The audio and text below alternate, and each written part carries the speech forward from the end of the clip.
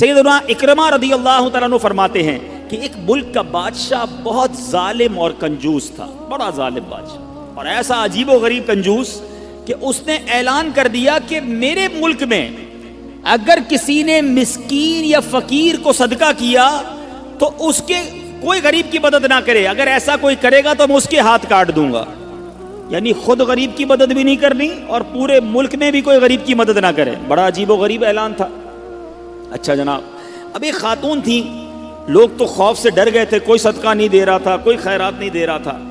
ایک دن فقیر مجبور ہو کر ایک عورت کے پاس آیا اور کہا مجھے اللہ کی راہ میں کچھ دو، میں بہت بھوکا ہوں، کھانے کے لیے کچھ نہیں۔ وہ عورت نے بھی بادشاہ کا اعلان سنا ہوا تھا، وہ بھی ڈری ہوئی تھی، اس نے بھی صدقہ دینے سے اس نے سوچا کہ صدقہ دوں گی تو میرے بھی ہاتھ کٹ جائیں گے، لیکن فقیر نے کہا مجھے اللہ عز و جل کی رضا کی خاطر کچھ تو کھانے کو دے دو۔ وہ التجا کرتا رہا، آخر اس عورت کے دل میں رحم آ گیا، اس عورت نے اس فقیر کو صدقہ دے دیا، کھانے کو دے دیا۔ اب 2 روٹیاں دی اسے کھانے کو، فقیر روٹیاں لے کر دعائیں دیتا ہوا چلا گیا۔ بادشاہ کو پتہ چل گیا کہ ملک میں ایک ایسی عورت ہے جس نے کسی فقیر کو صدقہ دیا۔ اس نے اپنے بندے بھیجے اور اس خدا ترس رحم دل عورت کے دونوں ہاتھ کاٹ دیے گئے، اس کے دونوں ہاتھ کٹ گئے۔ اب میٹھے اسلامی بھائیوں، کچھ عرصے کے بعد بادشاہ نے اپنی والدہ سے کہا کہ مجھے اپنی مملکت کی سب سے حسین لڑکی سے شادی کرنی ہے۔ اس کی ماں نے جب معلومات کروائی تو پتہ چلا پورے ملک میں ایک لڑکی سب سے زیادہ حسین ہے، مگر اس میں ایک خامی یہ ہے کہ اس کے دونوں ہاتھ نہیں ہیں۔ اس نے بادشاہ سے کہا، بادشاہ نے لڑکی کو دیکھا، اسے پسند آئی، اس سے شادی کر لی اور وہ عورت اب ملکہ بن گئی۔ جس نے 2 روٹیاں صدقہ کی، ہاتھ کٹ گئے، اب وہ بادشاہ کی زوجہ بن گئی۔ بڑی زندگی آرام سے گزرنے لگی، مگر ایک اور امتحان اس کی زندگی میں باقی تھا۔ پھر کیا ہوا کہ کیونکہ اور بھی اس کی بیویاں تھیں بادشاہ کی، نئی نویلی دلہن کے ساتھ بادشاہ بہت وقت گزارتا، بڑی نوازشات کرتا، دوسری جو بیویاں تھیں وہ حسد کرتی تھیں۔ ایک مرتبہ بادشاہ طویل عرصے کے لیے ملک سے باہر گیا تو بادشاہ کی بیویوں کو اچھا موقع ملا، انہوں نے بادشاہ کو خط میں لکھا کہ تمہارے پیچھے تمہاری جو بیوی ہے، نئی دلہن جو ہے، وہ برے کام کرتی ہے، اس کا کردار اچھا نہیں۔ بادشاہ نے بغیر کسی تحقیق کے حکم دے دیا کہ میری بیوی کو اٹھایا جائے اور جنگل میں پھینک دیا جائے، محل سے نکال کر جنگل میں پھینک دو۔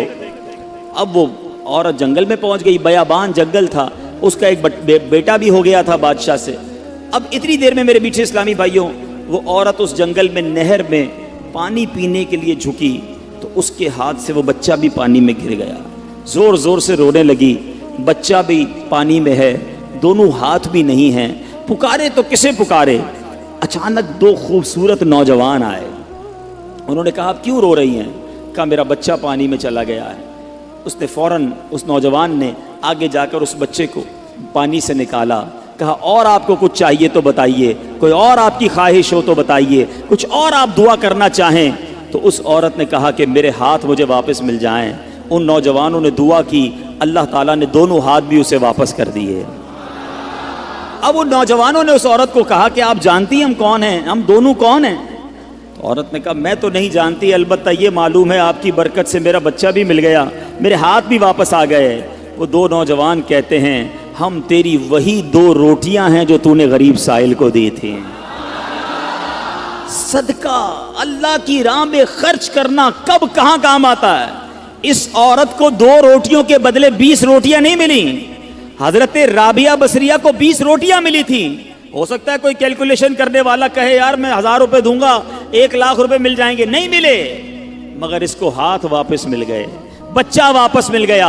کیا معلوم مجھ پر اور آپ پر کوئی بلا آنے والی ہو، کوئی مصیبت آنے والی ہو، کوئی بیماری آنے والی ہو، اگر اللہ کی راہ میں صدقہ دیں، کسی غریب کی مدد کریں اور اس کے دل سے دعا نکلے اور اللہ کریم ہم سے وہ مصیبت کو ٹال دے تو اے میرے میٹھے اسلامی بھائیوں، حضرت منصور بن عمار رحمۃ اللہ تعالی علیہ ایک روز واز فرما رہے تھے تو کسی حقدار نے 4 درہم کا سوال کیا، کوئی غریب تھا، مسکین تھا، اس نے 4 درہم کا سوال کیا تو آپ رحمت اللہ تعالی علیہ نے اعلان کیا کہ جو اس کو 4 درہم دے گا میں اس کو 4 دعائیں دوں گا۔ آپ نے، اللہ کے ولی تھے، آپ نے فرمایا جو اس کو 4 درہم دے گا میں اس کو 4 دعائیں دوں گا۔ اس وقت ایک غلام گزر رہا تھا، خود بھی غریب تھا، مگر اللہ کے ولی کی ایک ایسی شاندار آواز سنی کہ 4 دعائیں ملیں گی، تو اس نے کیا کیا، اپنے پاس اس کے 4 درہم تھے، وہ اس نے غریب کو دے دیے، اس سائل کو دے دیے۔ تو حضرت نے کہا کہ اب بتاؤ کون سی 4 دعائیں کروانی ہیں؟ کہ حضرت پہلی دعا تو کر دیں کہ میں غلامی سے آزاد کر دیا جاؤں، غلام ہوں، غلامی سے میری آزادی ہو جائے۔ نمبر 2، مجھے ان درہم کا بدلہ بھی مل جائے، 4 درہم دے تو دیے، مجھے اس کا بدلہ بھی مل جائے۔ تیسری دعا حضور یہ کر دیں مجھے اور میرے آقا کو توبہ نصیب ہو جائے۔ چوتھی دعا یہ کر دیں کہ میری، میرے آقا کی، آپ کی اور تمام حاضرین کی بخشش ہو جائے۔ 4 بڑی پیاری دعائیں کروا لی اس نے جناب۔ اب آقا کے پاس جب وہ غلام پہنچا تو آقا کہتا اتنی دیر کیوں ہو گئی، کدھر رہ گئے تھے بھائی، کئی کام سے بھیجا تھا، اتنا لیٹ؟ کہتا حضور ایسا ایسا ماجرا ہوا، راستے میں حضرت منصور اللہ کے ولی وہ کہہ رہے تھے جو 4 درہم دے دے میں 4 دعائیں کروں گا، میں نے تو 4 درہم دی اور 4 دعائیں کروا کے آیا ہوں۔ کہا اچھا بتاؤ دعائیں کون سی تھیں، پہلی دعا بتاؤ۔ کہا حضور میں نے پہلی دعا تو کی کہ اللہ مجھے غلامی سے آزاد کر دے۔ آقا کہتا جا تو غلامی سے آزاد ہے۔ پہلی دعا فوراً قبول ہو گئی نا، پہلے آقا کو دعا سنائی، آقا کہتا جا تو غلامی سے آزاد۔ کہا بتا دوسری دعا کون سی کروا کے آیا؟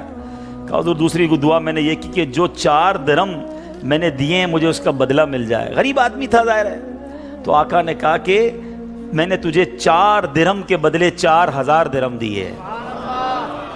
ارے بھائی واہ بھائی، تیسری دعا بتا کون سی کروا کے آیا؟ کہا حضور تیسری دعا میں نے کی کہ مجھے اور میرے آقا کو گناہوں سے توبہ کی توفیق نصیب ہو۔ یہ سنتے ہی آقا واقعی آقا تھا، اس کی زبان پر استغفار جاری ہو گیا، کہنے لگا یا اللہ میں اپنے پچھلے سارے گناہوں سے توبہ کرتا ہوں۔ کہا اب بتا چوتھی دعا کیا کروائی تھی؟ کہا حضور چوتھی دعا یہ تھی کہ آپ کی یعنی میرے آقا کی، میری اور تمام حاضرین اجتماع کی مغفرت ہو جائے۔ یہ سن کر آقا نے کہا 3 باتیں تو میرے اختیار میں تھیں، وہ میں نے کر لی، چوتھی میرے ہاتھ میں نہیں ہے، مغفرت کرنا تو اللہ کا کام ہے نا۔ اسی رات آقا نے خواب میں کسی کہنے والے کو سنا کہ جو تمہارے اختیار میں تھا وہ تم نے کر دیا، اور میں ارحم الراحمین ہوں، میں نے تمہیں، تمہارے غلام کو، منصور بن عمار کو اور تمام حاضرین کو بخش دیا ہے۔ کیا بات ہے، کیا بات ہے، سبحان اللہ ہے۔ یہ میرے میٹھے اسلامی بھائیوں، یہ واقعہ جو ہے یہ کتنی زبردست موٹیویشن ہے کہ ہمیں نہیں پتا ہوتا، کسی غریب کی مدد کر کے، کسی محتاج کی مدد کر کے، کسی پریشان حال بندے کی مدد کر کے ہم کبھی کبھی ایسی دعا لے لیتے ہیں کہ ہمیں اندازہ بھی نہیں ہوتا، اور وہ ایسی دعا دے دیتا ہے کہ بگڑی بن جاتی ہے، مشکلیں ٹل جاتی ہیں۔ یہ دعائیں لینے والے بنیے، اللہ کی راہ میں خرچ کریں گے۔ آج واقعی میں صحیح بتا رہا ہوں، تو یہ بعض اوقات ایک کیفیت ہوتی ہے انسان کی کہ جب انسان کسی کی مدد کرتا ہے یا کوئی ایسا کام کرتا ہے جس سے کسی کے دل سے دعا نکلتی ہے، اور یہ تو اللہ کے ولی تھے نا، انہوں نے ہاتھ اٹھا کر یہ 4 دعائیں کی، تو سیکھنے کو یہ ملا کہ بعض اوقات اللہ کی راہ میں خرچ کر کے ہم وہ حاصل کر سکتے ہیں جو برسوں میں حاصل نہیں کر سکتے، وہ نعمتیں، وہ برکتیں حاصل ہو جاتی ہیں، وہ پریشانیاں دور ہو جاتی ہیں۔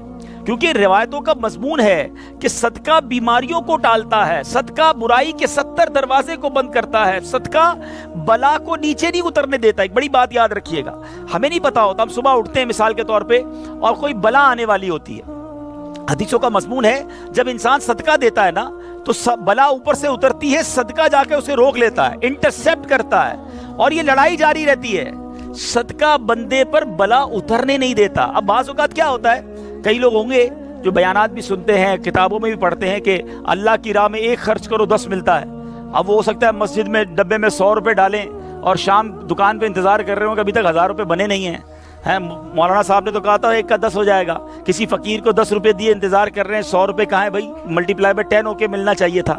تو ہم صرف مالی فائدہ سوچ رہے ہیں۔ میں آپ سے پوچھنا چاہتا ہوں، آپ نے اللہ کی راہ میں خرچ کیا 1000 روپے، 10,000 روپے یا 1,00,000 روپے، اور اب آپ منتظر ہیں کہ ملٹی پلائی ہو جائے، لیکن کیا معلوم آپ کے گھر میں آگ لگنے والی تھی، کیا معلوم آپ کا روڈ پر ایکسیڈنٹ ہونے والا تھا، کیا معلوم آپ کا بچہ جو باہر کھیل رہا تھا اس پر کوئی خطرناک بلا آنے والی تھی، مگر آپ نے جو صدقہ دیا اس سے وہ بلا ٹال دی گئی۔ مجھے بتاؤ وہ 1000 کا 10,000 ہونا اچھا تھا یا ہم پر اتنی بڑی بلا کا ٹلنا اچھا تھا؟ تو ہمیشہ اللہ کی راہ میں صدقہ دیجئے، آپ یقین کریں آپ خوشحال ہو جائیں گے، آپ کی مشکلیں آسان ہوں گی، مگر دوبارہ وہی بات کروں گا کہ نیت اچھی ہو، صدقہ دیتے وقت، خرچ کرتے وقت، کسی کی مدد کرتے وقت احسان نہ جتانا۔ یاد نہیں تجھے تیرے بچے کی شادی میں نے کرائی تھی؟ بھول تو نہیں گیا قرضہ میں نے دیا تھا؟ ہاں تو ریڈی لگاتا تھا، میں نے تجھے جناب دکان کا کرایہ دیا تھا۔ یہ احسان جتا کر تو صدقہ ضائع ہو جائے گا۔ یا ایھا الذین آمنوا لا تبطلوا صدقاتکم بالمن والاذی، اے ایمان والو اپنے صدقے ضائع نہ کرو احسان جتا کر، تکلیف پہنچا کر۔ تو کچھ لوگ صدقہ دیتے بھی ہیں، مدد کرتے بھی ہیں، پھر ساری زندگی جتا رہے ہوتے ہیں، تو یہ بربادی ہے، یہ نہ کریں۔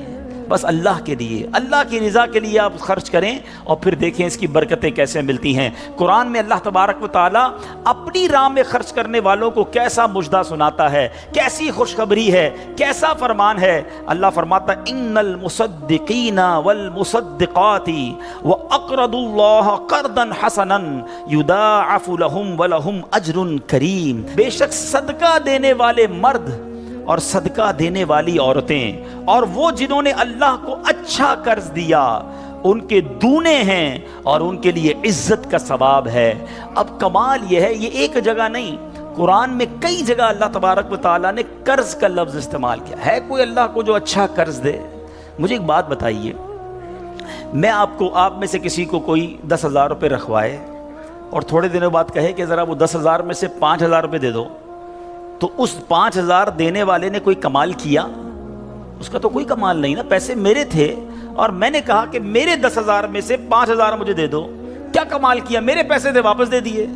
مگر اللہ کی شان دیکھو، اللہ کی کرم نوازی دیکھو، شان کریمی دیکھو، ہم سب کو دانا دانا اس نے دیا ہے۔ ہم تو پیدا ہوئے تھے، کپڑے بھی جسم پر نہیں تھے، کھانے کو اس نے دیا، پہننے کو اس نے دیا، گھر اس نے دیا، مال اس نے دیا، سب اس نے دیا، مگر جب اس کی راہ میں خرچ کرنے کی باری آتی ہے تو کہتا ہے، فرماتا ہے قرآن میں، ہے کوئی جو اللہ کو اچھا قرض دے؟ اللہ کا مال ہے، ہم نے کیا کمال کرنا تھا؟ ہم خرچ کرتے، وہ کچھ بھی نہ دیتا اس کے بدلے، پھر بھی اسی کا مال تھا، مگر مہربانی دیکھو، مال بھی وہ دیتا ہے، توفیق بھی وہ دیتا ہے، خرچ کریں تو ثواب بھی وہی دیتا ہے، عطا بھی وہی کرتا ہے۔ اور علماء نے بڑی زبردست اس پہ ڈیبیٹ کی ہے، مفسرین نے بحث کی ہے کہ جناب ان آیتوں میں قرض کا لفظ کیوں لایا گیا؟ اللہ اکبر ہے۔ فرمایا جب آپ اور میں، دنیا میں بندہ کسی کو قرضہ دیتا ہے نا تو امید ہوتی ہے یہ قرضہ واپس ملے گا، اگر امید نہ ہو تو پھر یہ قرض نہیں ہے، پھر تو تحفہ ہو جائے گا نا۔ آپ کسی کو تحفہ دے دیں تو آپ کو پتہ یہ واپس نہیں آئے گا، لیکن قرضہ دیتے وقت آپ طے کرتے ہیں کتنے دنوں میں دو گے، کب دو گے، کیسے لوٹاؤ گے، تھوڑی بندہ معلومات بھی کرتا ہے، یار قرضہ دے رہا ہوں واپس ملے گا نہیں ملے گا۔ تو قرض کے جب بھی لفظ لون آئے گا، قرض آئے گا، اس کا مطلب یہ کہ یہ واپس ملنا ہے۔ تو اللہ نے قرآن میں گویا وعدہ فرما لیا ہے کہ تم جو میری راہ میں خرچ کرتے ہو، یہ اللہ کو قرض دینا ہے، یہ تمہیں واپس ملے گا، یہ لوٹایا جائے گا اور زیادہ دیا جائے گا۔ تو ہمیں اللہ کی راہ میں خرچ کرتے وقت یہ ذہن رکھنا چاہیے۔ سبحان اللہ۔ اب بانٹنے سے کیا گھٹتا ہے؟ بڑی خوبصورت حدیث پاک ہے، ذرا سمجھیے گا۔ ایک بار حضرت عائشہ صدیقہ رضی اللہ تعالی عنہا سے مروی ہے کہ اہل بیت نے، نبی پاک کے گھر والوں نے ایک بکری ذبح کی اور پیارے آقا علیہ الصلوۃ والسلام تشریف لائے، بکری ذبح کی اور انہوں نے کچھ تقسیم بھی کر دی۔ حدیث کا مضمون ہے، نبی پاک آئے اور ارشاد فرمایا کہ اے عائشہ کیا بچا ہے؟ بکری کو کاٹا تھا، تقسیم کی، کیا بچا ہے؟ عرض کی گئی کہ حضور کاندھے کے سوا کچھ نہیں بچا ہے، کاندھے کا گوشت بچا لیا گیا ہوگا، باقی بانٹ دیا۔ نبی پاک نے ایک جملے میں ساری بات سمجھا دی، اگر آپ سمجھ جائیں۔ آقا نے فرمایا عائشہ کاندھے کے سوا سب بچ گیا ہے۔ بات آ رہی ہے سمجھ میں؟ کہا کیا گیا؟ حضور کاندھا بچ گیا ہے، کاندھے کے سوا کچھ نہیں بچا، اور نبی پاک نے فرمایا کاندھے کے سوا سب بچ گیا ہے، یعنی جو بٹ گیا ہے وہ بچ گیا ہے۔ یہ ذہن بنا لو کہ آج میں نے اور آپ نے جو اللہ کی راہ میں خرچ کیا وہی بچا ہے، ورنہ باقی تو ہم کھا کے ختم کر دیں گے نا۔ اگر ہم مر جائیں گے تو یہ پیسے تو بچوں کے وراثت میں چلے جائیں گے۔ میرے لیے کیا بچا ہے؟ میرے لیے وہی بچا ہے جو میں نے آگے بھیج دیا ہے، جو بانٹ دیا ہے، جو خرچ کر دیا ہے۔ عقل اگر آ جائے ہمیں، اللہ کرے کہ ہمیں اس بات کی سمجھ آ جائے کہ آج اگر خوشحالی ہے، آج اگر مال جیب میں ہے، بینکوں میں پڑا ہے، گھر خالی پڑے ہیں، یہ خالی پڑے رہ جائیں گے اور میں دنیا سے چلا جاؤں گا۔ اگر میں چاہتا ہوں یہ آخرت کے اکاؤنٹ میں جمع ہو جائیں، میں یہ پیسہ لے کر جنت میں جاؤں اور اس پیسوں کے بدلے جنت کی نعمتیں کما لوں، تو مجھے یہاں یہ اللہ کی راہ میں خرچ کرنا پڑے گا۔ اور یہ بات میں نہیں کہہ رہا، آپ اور میں یہاں رہنے والے بھی، یہاں بھی کمیٹی ڈالی جاتی ہوگی، BC ہوتی ہوگی کہ تھوڑے تھوڑے پیسے جس میں جمع ہوتے ہیں اور وقت پر مل جاتے ہیں، انسان کمیٹی ڈالتا ہے کہ یار کبھی برے وقتوں میں کام آئے گی، بچی کی شادی میں کام آئے گی۔ ایسا ہوتا ہوگا نا آپ کے یہاں بھی۔ اب میں آپ کو حدیث قدسی سناتا ہوں۔ حدیث قدسی ہے جس کا مضمون ہے، اے ابن آدم اپنا مال میرے پاس جمع کرا دے۔ اللہ فرماتا ہے، اے ابن آدم اپنا مال میرے پاس جمع کرا دے، نہ جلے گا، نہ ڈوبے گا، نہ کم ہوگا، میں تجھے اس دن لوٹاؤں گا جس دن تجھے ایک ایک نیکی کی ضرورت ہوگی۔ سیکیورٹی ڈپازٹ، یہ بعض اوقات جو مسجد میں ہمارے آگے سے ڈبہ جاتا ہے نا، یا کبھی کوئی اسلامی بھائی جھولی لے کے بیٹھے ہوتے ہیں، یہ جب جیب سے آپ پیسے نکال کے ڈالتے ہو نا، اس وقت ذہن بناؤ کہ یہ جا نہیں رہا، یہ جمع ہو رہا ہے میرے آخرت کے اکاؤنٹ میں، اور ڈال دوں یار، ابھی آج کل پیسے اچھے ہیں، تھوڑے اور ڈال دوں، جمع ہو جائے، ادھر ملے گا۔ تو جب بھی آپ کے دن اچھے ہوں، یقین کریں جب آپ کے ہاتھ کھلا ہو، آپ کو لگتا ہے یار اللہ نے بڑا نوازا ہوا ہے، تو فوراً آخرت کے لیے سوچیں۔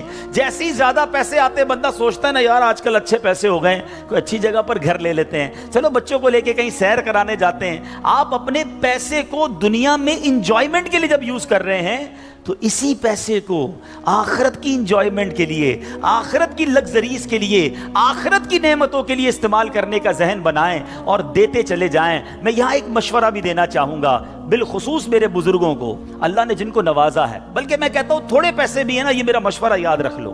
اور یہ امیر علیہ سنت نے ایک بار مدنی مذاکرے میں بھی فرمایا تھا۔ ہم نے الحمدللہ تحدیث نعمت کے لیے عرض کرتا ہوں، الحمدللہ میری والدہ مرحومہ نے، میرے والد صاحب نے، میں نے خود بھی، ہمارے گھر والوں نے، ہم نے اس طریقے پر عمل کیا اور اس کی برکتیں پائی ہیں۔ تو اچھی نیت سے میں آپ کو بتاتا ہوں کہ ہم دیکھیں دنیا میں ہیں، ٹھیک ہے، ہم نے بہت سارے ایسے جنازے پڑھے ہیں، ایسے سویم میں بھی گئے ہیں، 40ویں میں بھی گئے ہیں، اور جا کے ہم نے مرحوم کے بچوں کو کہا ہے کہ دیکھیں آپ کے ابو جان چلے گئے دنیا سے، کروڑوں روپے چھوڑ کر گئے ہیں، آپ کے ابو نے کتنا کیا آپ کے لیے، اب آپ اپنے ابو کے لیے کچھ کیجئے، کوئی مسجد بنائیے، کوئی مدرسہ بنائیے، کوئی کنواں کھدوائیے، اپنے والد کو ثواب پہنچائیے۔ تو وہ بیٹا جس کے لیے باپ نے زندگی گزار دی، کروڑوں اربوں روپے چھوڑ کر گیا، وہ کہتا ہے ابھی تو ہاتھ بڑا ٹائٹ ہے، تو ابھی بعد میں کریں گے، تو بعد میں دیکھ لیں گے، اور ہم دیکھتے ہیں اس کے بعد مرحوم کے لیے بظاہر کچھ نہیں کیا جاتا۔ تو آج مجھے اور آپ کو اپنی فکر خود کرنی ہے۔ اگر آپ نے پیسے کمائے ہیں نا، آپ نے مکان بنائے ہیں، آپ نے جائیدادیں بنائی ہیں، تو اپنی فکر خود کیجئے۔ اس کے دو طریقے ہیں۔ ایک طریقہ، اپنی زندگی میں ہی انہوں نے ماشاءاللہ یہ مسجد بنا دی، مدرسہ بنا دیا، بہت اچھی بات ہے، یا تو یہ کر لیں، اور اگر یہ نہیں کر پا رہے تو دوسرا طریقہ بتاتا ہوں جو بڑا آسان ہے، وہ یہ ہے کہ انسان کو شریعت نے یہ اختیار دیا ہے کہ آپ اپنی وصیت کر جائیں، اور وصیت میں 30% آپ وصیت کر سکتے ہیں کہ آپ کے چھوڑے گئے مال میں سے 30% کسی نیکی کے کام میں خرچ کر دیا جائے، آپ کے لیے صدقہ جاریہ کے لیے خرچ کر دیا جائے۔ بھائیوں والا مشورہ ہے، آپ عمل کریں نہ کریں، کہ اگر زندگی میں یہ وصیت کر دیں کہ میرے مرنے کے بعد جو بھی میرا مال بچے گا اس میں سے 30% جو ہے وہ دعوت اسلامی کو یہ کہہ کر دیا جائے کہ میرے لیے صدقہ جاریہ کے لیے مسجد، مدرسہ، جامعہ، کوئی ایسا کام کر دو کہ قیامت تک مجھے ثواب ملتا رہے۔ مجھے بتاؤ مرنے کے بعد آپ کا مال 70% تو بچوں کے لیے بچے گا نا، 30% تو اپنے ساتھ لے جاؤ، اپنی جنت بنا لو۔ ورنہ ہوتا یہ ہے کہ ساری زندگی والد نے محنت کی، محنت کرتے کرتے بوڑھا ہو گیا، لاکھوں کروڑوں روپے کی جائیدادیں چھوڑ کر گیا، اور مرنے کے بعد خاندان میں کوئی ایصال ثواب، کوئی خرچ کرنے کے لیے تیار نہیں ہے۔ تو دو چیزیں یاد رکھیں، ایک تو زندگی ہی میں اپنے لیے ثواب جاریہ والے کام کر لیں۔ اللہ کی رحمت سے دعوت اسلامی ساری دنیا میں مسجدیں بنا رہی ہے، ماشاءاللہ ایسے کئی کام ہو رہے ہیں جو قیامت تک چلنے والے ہیں۔ آپ اپنی زندگی میں اپنے لیے وہ کام کر لیجئے، اور اگر ایسا نہ بھی کر سکیں اور کر بھی لیا ہو تو وصیت کرنے میں تو کوئی حرج نہیں ہے کہ مرنے کے بعد تو میرا مال میرے پاس رہنا ہی نہیں ہے، تو کیوں نہ وہ میرے ساتھ جنت میں مجھے کام آ جائے۔ اور آج بھی صدقہ کیسی کیسی پریشانیوں اور بیماریوں کو دور کرتا ہے. اللہ اکبر. ایک اور ایمان افروز واقعہ سناتا ہوں کہ ایک بار حضرت عیسیٰ علیہ نبینا علیہ السلام کے زمانے میں ایک دھوبی تھا جو لوگوں کے کپڑے آپس میں تبدیل کر دیتا تھا, یعنی لوگوں کے کپڑے ملا دیتا. لوگ بڑے پریشان تھے اس سے. تو لوگوں نے حضرت عیسیٰ علیہ السلام کو اس کے متعلق بتایا. تو آپ نے اللہ عز و جل کی بارگاہ میں دعا کی کہ اے اللہ اس کو ہلاک فرما دے. اللہ کے نبی نے ایک ایسے شخص کے لیے دعا کی کہ یا اللہ اس کو ہلاک کر دے, تیرے بندے اس سے بڑے پریشان ہیں. ایک روز وہ دھوبی بالکل اسی معمول میں نکلا. اس کے پاس 3 روٹیاں تھیں. ایک سائل آیا, ایک فقیر آیا اور اس نے کہا کہ اللہ کے لیے مجھے روٹی دے دو. تو آپ نے اس دھوبی نے ایک روٹی اس سائل کو دے دی. سائل نے دعا دی کہ اللہ تعالیٰ تجھ سے آفات سماویہ کا شر دور کر دے, آسمانی بلاؤں کو دور کر دے. دھوبی بڑا متاثر ہوا, بڑی پیاری دعا دی. ایک اور روٹی بھی دے دی. اس سائل نے دعا دی کہ اللہ تعالیٰ تجھے جملہ آفتوں سے محفوظ رکھے. اس نے تیسری روٹی بھی دے دی. اب اس سائل نے دعا دی اللہ تجھے توبہ کی توفیق عطا فرمائے. اب اس دوران ایک بڑا سانپ اس کی گٹھڑی میں داخل ہو چکا تھا, کیونکہ حضرت عیسیٰ نے دعا کی تھی اس کو ہلاکت کی. ایک بڑا سا سانپ جو ہے اس کی کپڑوں کی گٹھڑی میں داخل ہو چکا تھا. جب دھوبی نے کپڑے لینے کا ارادہ کیا تو اس سانپ نے اسے ڈسنا چاہا.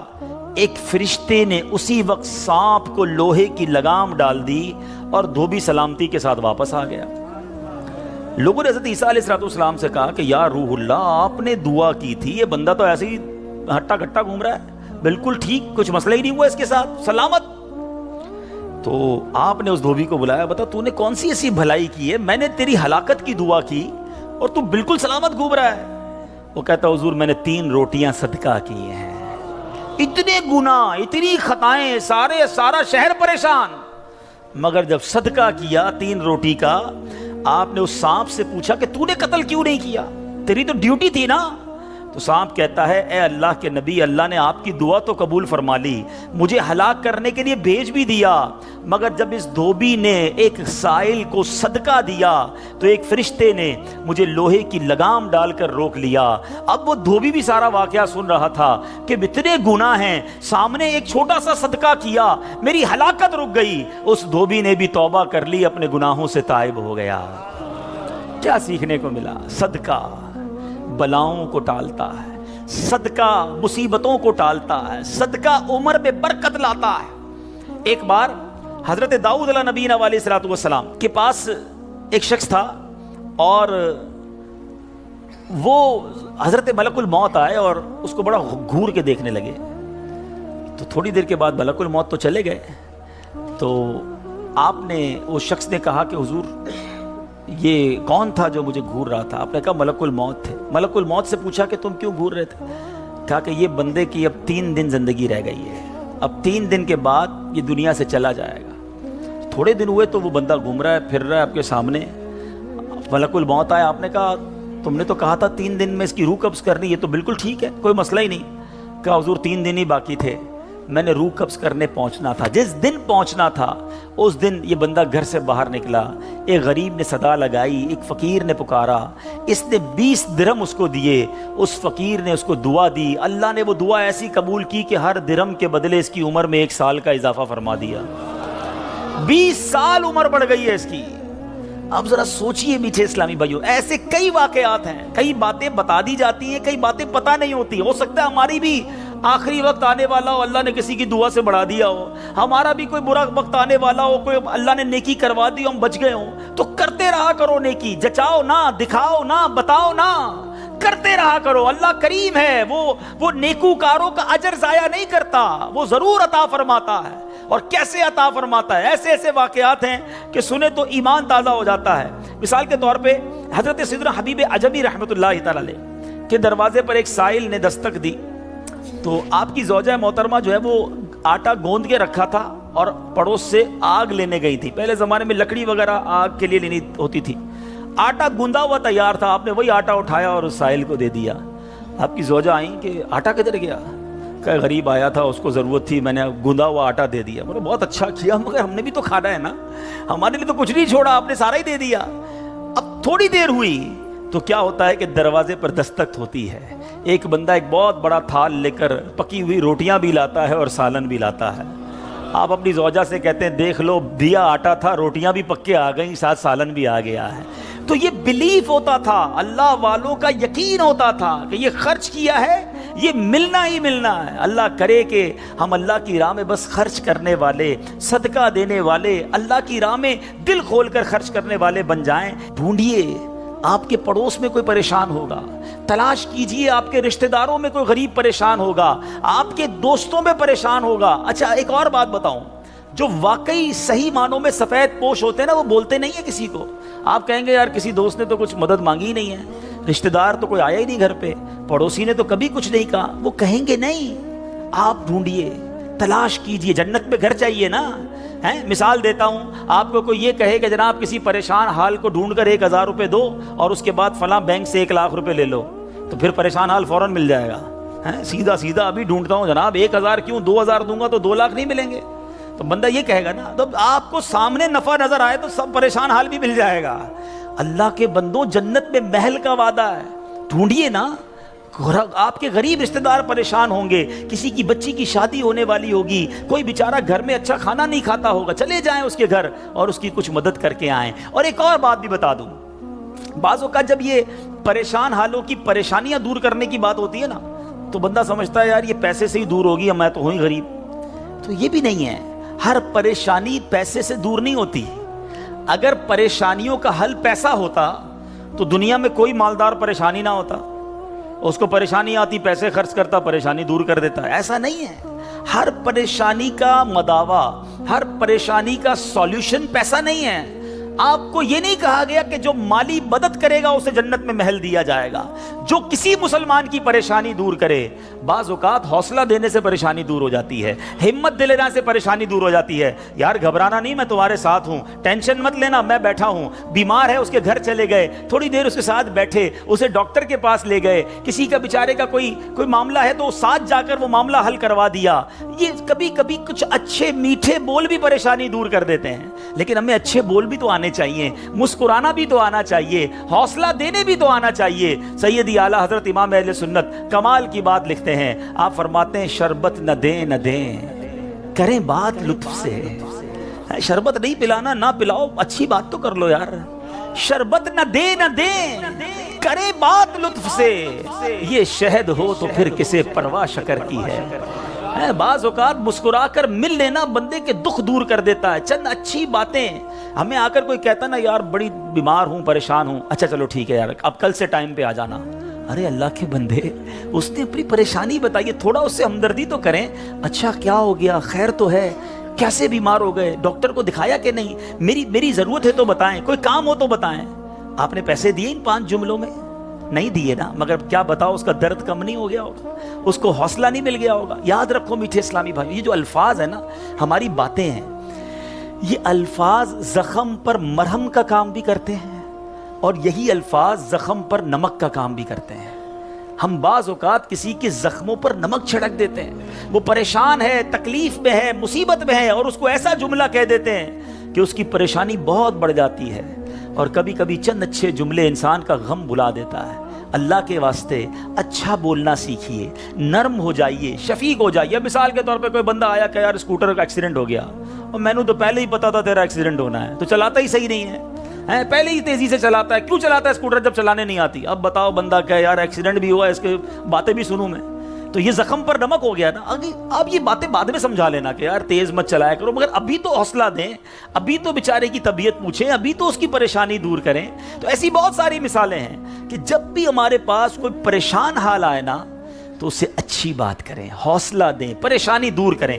تو انشاءاللہ میں بھی کوشش کرتا ہوں، آپ بھی کوشش کریں کہ انشاءاللہ رجب میں ضرور کسی کی پریشانی دور کریں گے انشاءاللہ. اب یہ سینکڑوں اسلامی بھائی یہاں بیٹھے ہیں، ہم سب ایک ایک کی پریشانی دور کریں گے تو ہزاروں مسلمانوں کی پریشانیاں دور ہو جائیں گی نا. یہ اسلام کی بیوٹی ہے، یہ اسلام کی خوبصورتی ہے کہ مسلمان کی مدد کرے، اس کی پریشانی دور کرے. مالی پریشانی ہے تو دور کریں، جسمانی پریشانی ہے تو دور کریں. بعض اوقات فقط مورل پریشان ہوتا ہے، اکیلا ہوتا ہے، تنہا ہوتا ہے، مایوس ہو گیا ہوتا ہے، آپ اٹھا دیں اسے، ہمت دے دیں، وہ اگلا کھڑا ہو جاتا ہے۔ تو ہمیں یہ کام کرتے رہنا چاہیے۔ تو بہرحال آج کے اس مختصر سے بیان میں جو میں نے چند باتیں قرآن و حدیث کی روشنی میں، بزرگان دین کے واقعات کی روشنی میں آپ کو بتائیں کہ اللہ کی راہ میں خرچ کیجئے، دل کھول کر خرچ کیجئے۔